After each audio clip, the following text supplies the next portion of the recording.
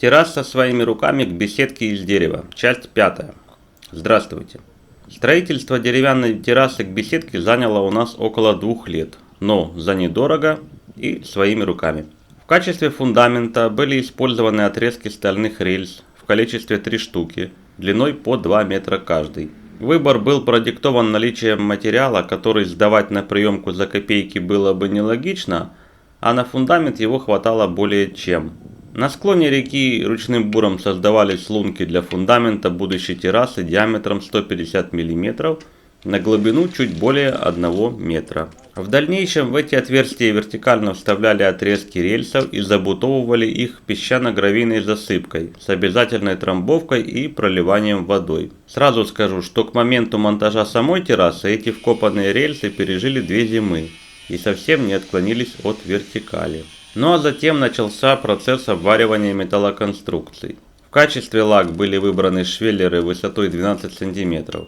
Опять же, исходили из того, что было у нас в наличии, но если бы мы покупали металл, то окончательная стоимость материала террасы была бы еще меньше. Частично эти швеллера были изрядно гнутыми и ржавыми насквозь, потому как провели ранее в реке более 50 лет в качестве старой лестницы в воду, но их несущая способность нам показалась достаточной. Гнутые участки вырезали болгаркой и сваривали их электродуговой сваркой. В качестве укосин использовали стальные БУ уголки 50 на 50 мм с толщиной стенки 4-5 мм в зависимости от того, какие были в наличии.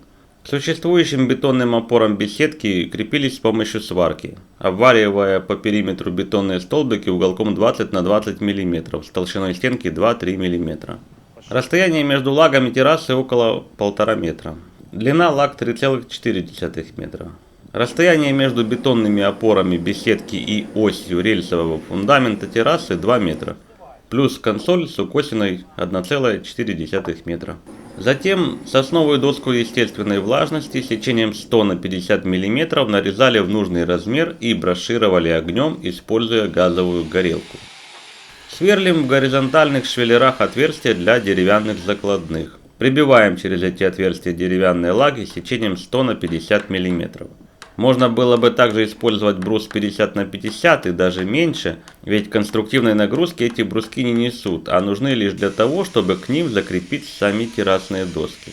Торчащие гвозди обрезаем болгаркой, но если хотите более аккуратный монтаж террасы, то можно использовать более короткий метиз, например саморезы. Но от использования саморезов мы отказались, поскольку затруднился бы последующий демонтаж и замена деревянных досок.